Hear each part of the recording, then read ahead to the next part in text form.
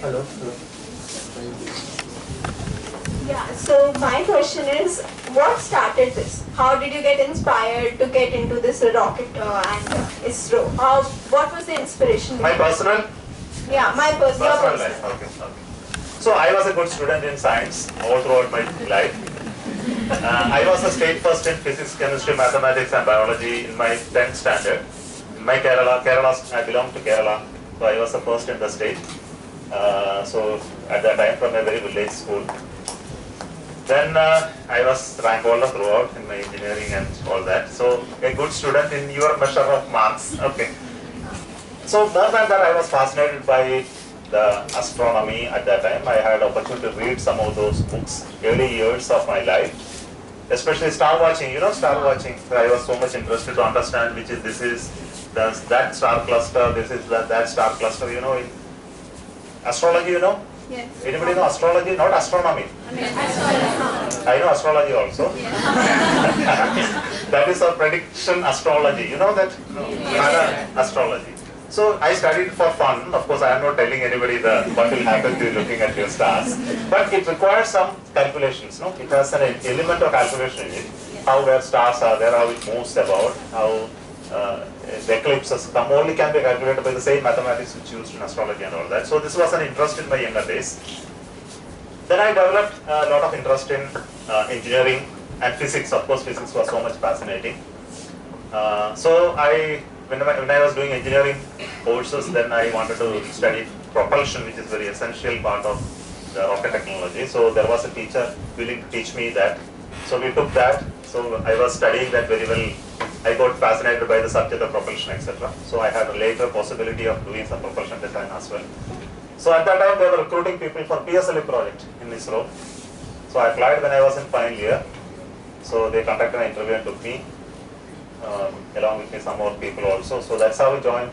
But I don't think that I am prepared or passionate enough to go in that. In fact, I was preparing myself to become a teacher, if possible in mathematics or physics. That was the only goal I had in my younger days. But So you think the stars directed you there? maybe, those stars would have directed here. Okay. Good evening, sir. Sir, thank you for your information. You have informed very well. And sir, my question is, sir, how is from the perspective of defense, how is space very significant? We have also seen anti-satellite was also tested successfully by ISRO, and India has become the 4th country to do the same. So how, sir, space is very significant? No, you have touched a very, very recent and very important topic, which is coming out very, very well. All throughout our history, if you see, space has always a civilian nature, right? And there were always some strategic angle to the space sector because we were launching strategic satellites. We do have some satellites which are used by defense people even today, built by us and launched by us and handed over to them, and they are operating it for various activities. But today the thin line between civilian and defense is actually vanishing in space sector, and everything that we have put in space is strategic, that we understand today. And we understand much deeper today. It is not even the space is strategic, even your communication network is strategic, your fiber optic link is strategic, your dams are strategic, your railway network is strategic, your airline network is strategic. Do you understand that? Because the security of a nation is not a function of how much defense forces and arms that you have. The civilian infrastructure and the economy is also strategic. Unless your economy is strong enough, you cannot support a war. Right? You need to produce enough of engineering products in the country. You must have enough of financial background to support a war. You look at the Ukraine-Russian war today. You can understand that it is not the defense equipment that matters. Your ability to support the people, their food during the war time is so critical. If you do not have enough of food production, you will fail in a war. So you understand that everything is strategic. Right? There is no difference between the war machinery and the civilian infrastructure. So once you state that, the entire satellite space infrastructure is strategic. And today they have shown very clearly that a civilian infrastructure like Starlink constellation has helped in the war effort. That is very evidenced there. So the communication infrastructure provided to Ukraine was from a civilian infrastructure to the US, which is not meant for strategic purpose. It became a big issue in the political circles recently. So that you can understand that all of these are so equally critical, and we understand this today very well, that as far as the nation is concerned, that their space system is strategic in nature, and it needs to be protected and secured in the manner that's required for a strategic asset.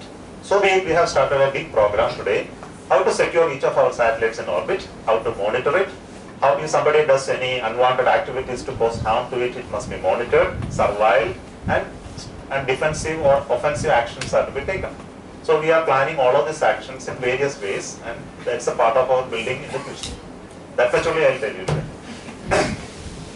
Okay. Good afternoon, sir. Good afternoon. Good afternoon, sir. So my first question is, do you believe in God?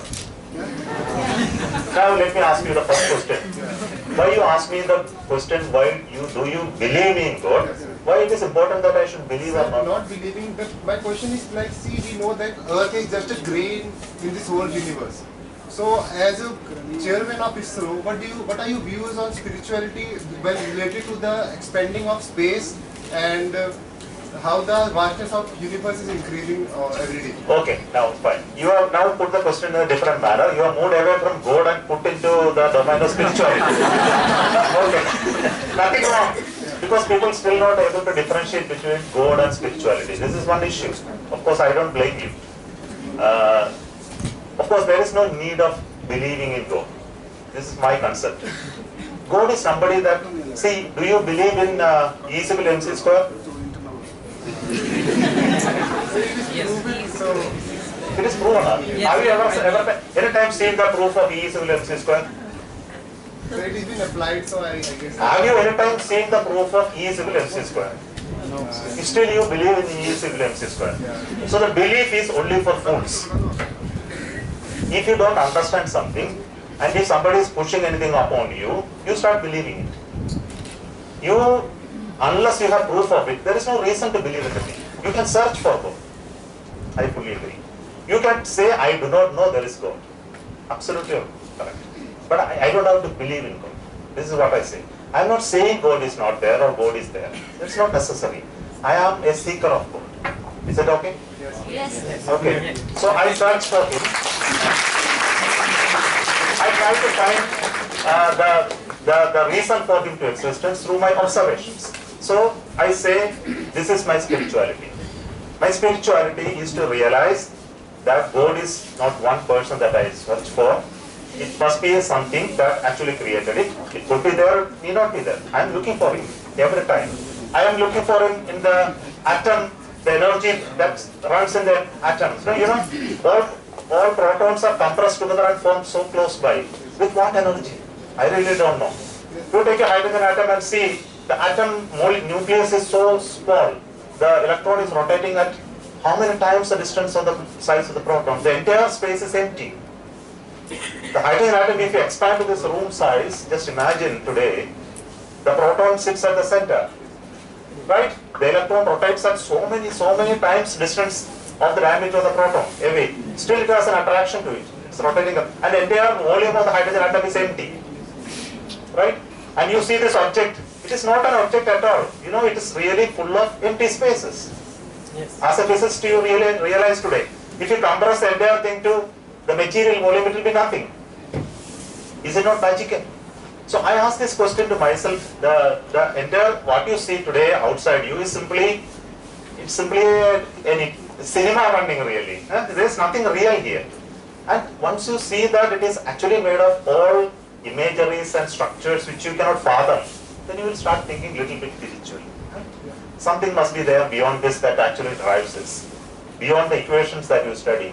Then you will start thinking there is a reason to have somebody like this. And there is no forcing on you. So I believe that still I have not understood any of this. And I am so small and humble compared to the size of the whole of the universe. Then you turn spiritual. There is no other way.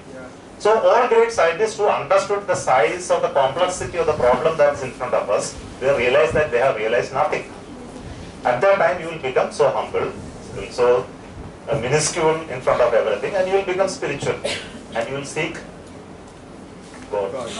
So actually science and religion are two sides of the same coin. They are reaching the same conclusion that we are trying to find. This is an explanation given by some people. I don't conclude like that. Some people mention like that science and spirituality are sides of the same coin and they are reaching the same goal. Absolutely not. I don't believe them. The ability of the science is to dissect and see things in clarity. Science is trying to bring about clarity on observations. Every step of observation, they are trying to bring clarity on it. Whereas spirituality or search God is not doing that. It is actually asking you to realize it yourself. I don't know whether you will reach that goal of understanding the structure. See, one example I will tell you. We said that every material is made of molecules. Then they said it is made of atoms. Then they said it is made of protons and electrons. Then after some time they said it is made of quarks. After that they said it is made of what particles. Now they say it is made of strings. And after some time they will ask the question, what is string made of? See, this is a simple problem of ability to dissect and go deeper and deeper. There is a limit to the science. No? So it is a myth actually that the scientists do not believe in God, but the reality of the situation is that once you realize that how vast the universe is, you have to believe that there is something beyond it. No, again you are bringing the word called belief. I am not a believer of anything. A belief is a system in which you decide that I don't understand and I have a destiny of believing. It saves you from the search point. I am not going to believe anything. I am going to search. I got your point. Right? Once you decide I am going to search and find out. See, in India, all sannyasis were seekers. They were called seekers. They have not realized anything. They were searching for answers. And you continue to search for answers. Okay. I have a question. Before you. One second. Yes, actually your last point was how physics or science in general impacts the society, right? But being like in India, which is a developing nation, there are so many societal things in which money should be directed. I feel like that. Okay. I'm a physicist, I'm pursuing physics. But with time to time I get that ethical, that ethical voice. Maybe the field I'm pursuing or the goals I, aspire to achieve, those goals can, the ethical part of it, am I taking something from someone else? No, let me simplify your question. Yeah. You are giving too much of money to science and not building toilets and water supply required for the nation. Is that what you are telling? No, just basic starvation and wala pura cheese because Same thing. I use toilet, you can say it is agriculture or you can say food production. So that's the ethical question you are talking about. So let me also tell you this very fundamental point. This is a question of economics, not a ethical question. For a nation to grow, you need to invest in various sectors. Suppose you say, what is your primary duty as a nation? Is to feed all the people? Is it so? See, you have to think a little more. Now, food is necessary. After food, other needs will come, right? You will talk about shelter, then you will talk about education, you will talk about pleasures of life, you will talk about transportation, you will talk about education, healthcare, travel, infrastructure, speed. All these demands will go on changing. So, a society needs so many things. It's not food alone. Food is one of the barest minimum need of any people. If food is not there, none of this have any value. Okay. So, you understand the society is requiring so many things at a given point in time. It's not limited to food alone. And it's impossible for a nation to meet all these demands in an equally distributed manner for everybody. It is impossible. Because you talk about political systems where equal distribution of everything has happened. You know what is a political system? What is a political system called? in a communist system we have... Communist system. So there are systems of various nature, socialistic system, communistic system, capitalist system. There are various systems in which economic distribution is certainly taking place. Now, if you are a student of social economic activities, you may understand a little better because we are all students of science. You may not appreciate this very well. It is important for government to invest in multiple sectors at a given point in time to ensure growth of the entire nation. If you invest everything in agriculture, your road network will not grow, your transportation network will not grow, your infrastructure network will not grow. So you put in education, you put in railway, you put in aircraft, you put in airports, you put in ports. Your economy is so much connected with the entire universe, so you have to build in transportation networks to reach your products to the deeper of the nation, to the ports. So you will see the growth of a nation is across various domains. So it requires investment in science and technology, education, everything, and not meeting the hunger part fully, you cannot invest in other part. Now look at the next question. Do you know what is the national growth, national budget size of India? Every year there is a budget presented, no? Here the finance minister will present this many crores of rupees is the budget. Anybody got any idea what is the annual budget of India? How many crores? 20 lakh, 25 lakh crores. Approximately. You are right, 20 lakh crores. In a 20 lakh crore, you know how much of money is spent on science and technology in India? You have any idea? What? How many percentage of it?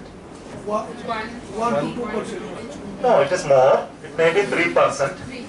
3% is the maximum money spent on science and technology, which includes teachers' money, salaries, educational grants, research in defense, R&D, space, atomic energy, all put together. Okay? Do you know how much is the money spent on village employment generation program in this country? Village employment generation program. Manrega you have heard of? Yes. You know, tell me how much is the money spent on it annually? 9%. It's not 22%, it is very high. It is something like 60,000 crores, 70,000 crores. Right?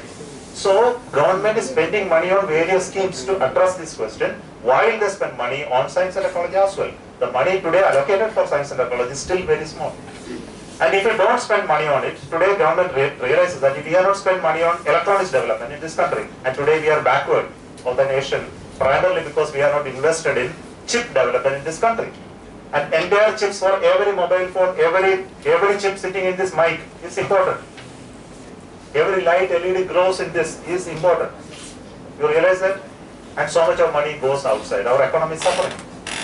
So, the comfort of the society will come only if we invest in science and technology, so that we become developer of this technology and you less and less dependent on others. Today we are so much dependent on others on science and technology domain because we are not invested enough. I will stop with this, otherwise it will be a big story to tell. Okay, yeah. And there was somebody speaking here. Sir, you said that one day we will surely find a planet which will be suitable for us to live. Sir, as we have now reached Good evening, sir. Could you please explain the process of terraforming? Because you are not using mic and others are not able to listen. So, use the mic please. Good evening, sir. Wait. Sir, as you said that surely we will be finding a planet suitable for living of ours. But sir, as we have reached the Mars now, so could you please explain that how we can achieve the process of terraformation and how close the ISRO can achieve it? Because American company SpaceX and all, they are targeting for this. No, we are not into it. Let me tell you, we have not thought about terraforming in Mars. Terraforming is still a concept which is being described. ISRO is not into terraforming activity, yes. And we are not into human space mission to Mars yet. So I cannot comment on it. Only last question. You? No, somebody was speaking. Can I get Sir, sir, I'm asking about being a boy. I'm not in ISRO. What does ISRO expect from candidates? Okay.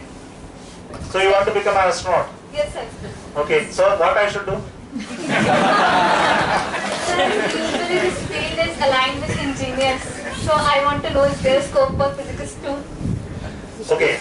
Today, I'll tell you, I do not know. How old are you now? Age कितनी है? Age? Sir, 19 years. 19 years. Okay. So you might take another 10 more years or so to become an astronaut, let me assume. Anyway, I won't be in service at that time, so I can't help you. But the most important thing I can tell you, today there are 4 astronauts who have joined ISRO for the Gaganyaan mission. They are all Air Force pilots. So they are already having enough of pilots, and they are not just pilots, they are pilot training pilots. So they have the training skills. So they are the people who are now selected. And they have gone through all that training process and they are getting ready for this. But tomorrow, new people will enter, which includes engineers, scientists in this domain. They will no longer be pilots, but there will be a combination of pilots and non-pilots to get it. So first I believe that the best way route is engineering, and second is that you must have varieties of interest, which including flying capability is a very important activity, either a commercial pilot license or piloting capability naturally helps somebody to handle the stress and the strain which is encountered part of the rocket flight, which is very severe, because unless human being has an ability to handle this, they will no longer be able to handle the rocket flight. And third is, I am very sure that slowly scientists will get into this, like people who have a specialist interest in zero gravity science or astrobiology, astrophysicists. So these people and observational scientists will also get in. So I do not know how it will turn out to be for India. Many things are likely to happen in the history, and many of the astronauts, if you ask in Europe and America, they just happen to come in through luck, sheer fate of luck. And of course, some people are there through determined efforts that I want to be an astronaut, and they chose paths by clearly observing what is happening in this country and choose courses and subjects suitable for that occasion.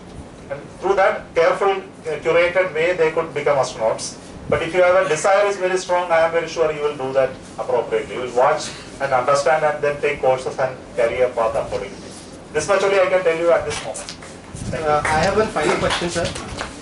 You are holding the chair of ISRO at a very crucial time, I believe, because space is being privatized all around the world and in India also. So I believe like there would be people here who are going to be space entrepreneurs in future.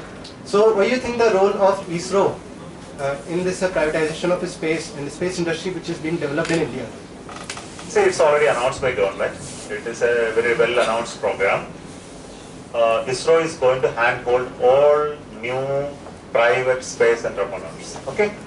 So those who are interested to come work in space sector, ISRO's facilities, ISRO's knowledge, ISRO's skilled people are there to help you. And to reach that help, there is a mechanism very clearly defined. You can go to InSpace, there is another body which is an authorizing body, and they will handhold you, connect you with the right type of people, and you can get all the benefit help that is needed for mentoring part. But of course, it's the ability of that startup, its ingenuity, its ideas that will finally take you, not ISRO's knowledge that will help you. But if you have a lack of knowledge, lack of facilities, help needed, ISRO is there to help you. The entire ISRO system is for that purpose today. So you don't have to have any doubt. There is no competitor coming from ISRO, and only support and help only will come from ISRO. Thanks. Thank you.